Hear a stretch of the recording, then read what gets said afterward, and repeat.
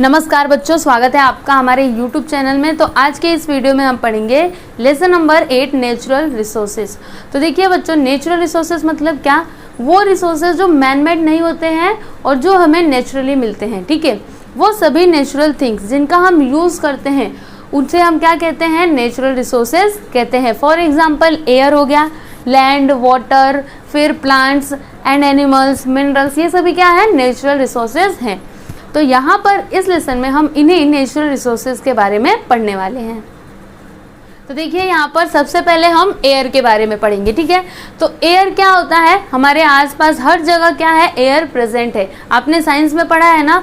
तो एयर क्या है? ये बहुत ही इंपॉर्टेंट नेचुरल रिसोर्स है, क्योंकि बिना एयर के कोई भी लिविंग थिंग जीवित नहीं रह सकता है ना। अगर एयर ना हो तो फिर हम क्या हो जाएंगे? मर जाएंगे, क्योंकि हमें सांस लेने के लिए किसकी ज़रूरत पड़ती है? एयर की ज़रूरत पड़ती है। या फिर अगर हमें आग भी जलानी होती है तो वहाँ पे भी हमें किसकी ज़रूरत पड़ती है? एयर की ज़रूरत पड़ती है। देखिए यहाँ पर फर्स्ट पॉइंट क्या लिखा है? Air is such a resource that it is available in plenty. मतलब एयर एक ऐसा रिसोर्स है जो भरपूर मात्रा में उपलब्ध है, अवेलेबल है। प्लेंटी मतलब क्या होता है? भरपूर, ठीक है। फिर यहाँ पर सेकंड क्या है? This resource never depletes, however its quality can change. मतलब ये ऐसा रिसोर्स है जो कभी भी ख़त्म नहीं हो सकता है। इसकी क्वालिटी चेंज हो सकती है, लेकिन ये जो एयर है वो ख़त्म नहीं हो सकता, ठीक है। फिर यहाँ पर थर्ड पॉइंट क्या है? We need air for various purposes, right from breathing to burning. देखिए ये तो मैंने आपको स्टार्टिंग में ही बताया था कि जो एयर होता है उसका यूज़ हम सांस लेने के लिए करते हैं, और अगर हमें आग जलानी होती है तो उसके लिए करते हैं, ठीक है। तो ये था एयर। अब हम यहाँ पर क्या पढ़ेंगे? Soil. Soil is a very important resource for agriculture. देखिए सॉइल क्या है? ये बहुत ही इंपॉर्टेंट रिसोर्स है। किसके लिए? एग्रीकल्चर के लिए, क्योंकि बिना सॉइल के खेती हो ही नहीं सकती, ठीक है। अगर खेती करनी है तो मिट्टी की ज़रूरत पड़ेगी ही पड़ेगी, ठीक है। और soil formation is mainly depends on, किसके ऊपर जो सॉइल फॉर्मेशन है वो डिपेंड रहता है? Original rock, climate, organic component, slope of the land and time, okay. और ये जो सॉइल फॉर्मेशन का प्रोसेस है ना, ये बहुत ही स्लो प्रोसेस है। मतलब सॉइल फॉर्म होने में बहुत ज़्यादा टाइम लगता है, ठीक है। देखिए यहाँ पर लिखा है ना, a period of about 1000 years में be required for development of 2.5 centimetre thick layer of soil. मतलब क्या हुआ इसका? कि लगभग 1000 साल लगते हैं 2.5 centimetre thick layer of soil को फॉर्म होने में, ठीक है। तो आप समझ सकते हैं कि सॉइल कितना इम्पोर्टेंट है और इसको फॉर्म होने के लिए, इसको बनने के लिए कितना टाइम लगता है। अब देखिए यहाँ पर हम नेक्स्ट पढ़ेंगे एनिमल्स के बारे में। तो एनिमल्स भी एक तरह से क्या है? नेचुरल रिसोर्सेज ही हैं, और इनका हम कई सारे कामों के लिए यूज़ करते हैं। जैसे हॉर्स का किस लिए यूज़ करते हैं? For riding. एंड ऑक्सन का किस लिए यूज़ करते हैं? खेत को जोतने के लिए। कैमल का किस लिए यूज़ करते हैं? अगर हमें कहीं आना जाना रहता है, जैसे राजस्थान में ना ज़्यादातर वहाँ पे किसका यूज़ किया जाता है? कैमल का यूज़ किया जाता है, ठीक है। उस पर लोग बैठ करके कहीं जाना होता है तो वो जाते हैं, ठीक है।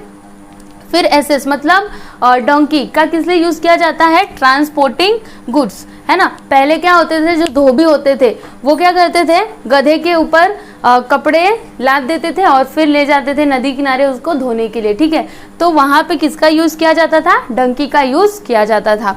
तो ये सारे एनिमल्स हैं जिनका हम यूज़ करते हैं फॉर वेरियस पर्पजेस, ओके। और मिल्क के लिए हम किन एनिमल्स का यूज़ करते हैं? गोट्स, काउज और बफेलोज, ठीक है। फिर meat, eggs, bone powder etcetera are other products we get from animals. मतलब ये सारे अदर प्रोडक्ट्स हैं जो हमें एनिमल से मिलते हैं। अभी यहाँ पर नेक्स्ट पढ़ेंगे हम मिनरल्स के बारे में। तो देखिए बच्चों, मिनरल्स क्या होते हैं? जैसे अगर खुदाई होती है तो वहाँ से क्या निकलता है? कोयला निकलता है। उसमें से कई सारे जो मेटल्स होते हैं जैसे कि आयरन, बॉक्साइट, और केमिकल जैसे कि जिप्सम, रॉक सॉल्ट, ये सभी निकलते हैं। कहाँ से निकलते हैं? धरती के अंदर से निकलते हैं, ठीक है। तो ये सभी क्या है? मिनरल्स है। अब ये जो मिनरल्स है ये कैसे फॉर्म होते हैं?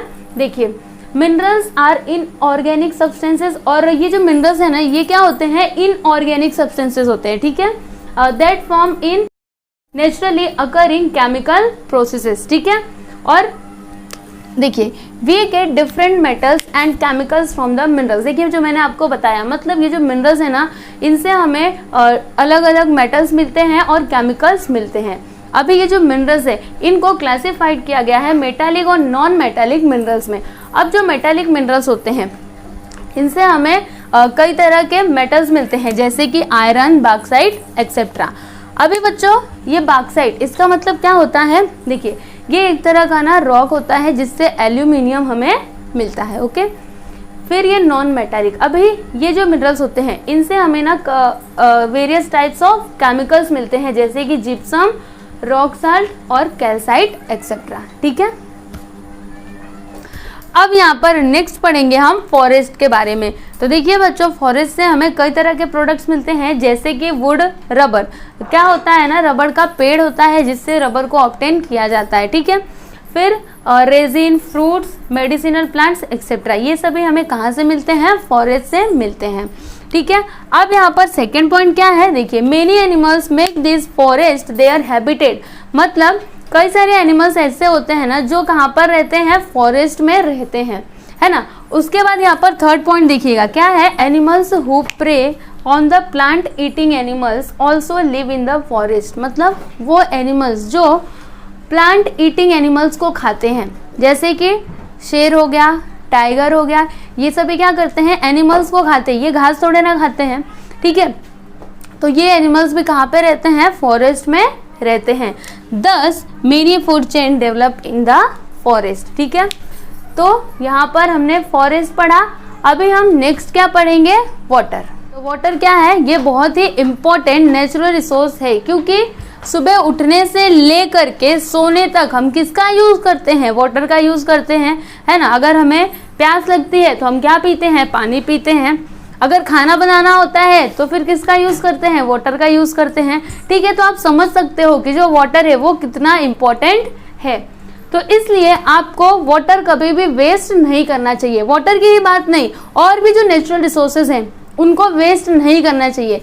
जितनी ज़रूरत हो आप उतना ही खर्चा करो। ठीक है, अब यहाँ पर नेक्स्ट आता है लैंड।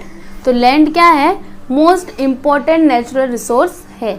ठीक है, living things that are born on land grow, live and die on land itself. मतलब जो लिविंग थिंग्स होते हैं वो क्या होते हैं, देखिए लैंड पे ही उनका जन्म होता है, लैंड पे ही वो ग्रो करते हैं और लैंड पे ही उनकी मृत्यु हो जाती है। ठीक है, तो आप समझ सकते हो कि लैंड जो है ये कितना इम्पोर्टेंट है। अभी मैं जहाँ पे खड़ी हूँ ये क्या है, लैंड है।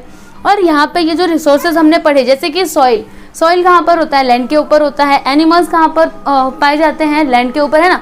और फॉरेस्ट भी कहाँ पर होता है, लैंड के ऊपर होता है। ठीक है, और लैंड का यूज़ किस लिए किया जाता है, कंस्ट्रक्शन। अगर घर बनाना है तो फिर वहाँ पे किसका यूज़ करेंगे, लैंड का ही यूज़ करेंगे, है ना। लैंड के ऊपर ही तो घर बनाएंगे। या फिर अगर आपको कोई ट्रेड करना है, कोई अगर आपको बिजनेस करना है तो वो भी आप कहाँ पे करोगे, लैंड पे करोगे। ठीक है, तो लैंड क्या है, ये सबसे ज़्यादा इम्पोर्टेंट नेचुरल रिसोर्स है। देखिए यहाँ पर लास्ट पॉइंट क्या है, depending on the characteristics like physiography, soil, climate, minerals and ability of water in different regions of the world, land is used for various purposes. ठीक है, तो बच्चों यहाँ पर इस लेसन में हमने किसके बारे में पढ़ा, नेचुरल रिसोर्सेज के बारे में पढ़ा। ठीक है, तो आई होप कि आपको ये लेसन समझ में आ गया होगा।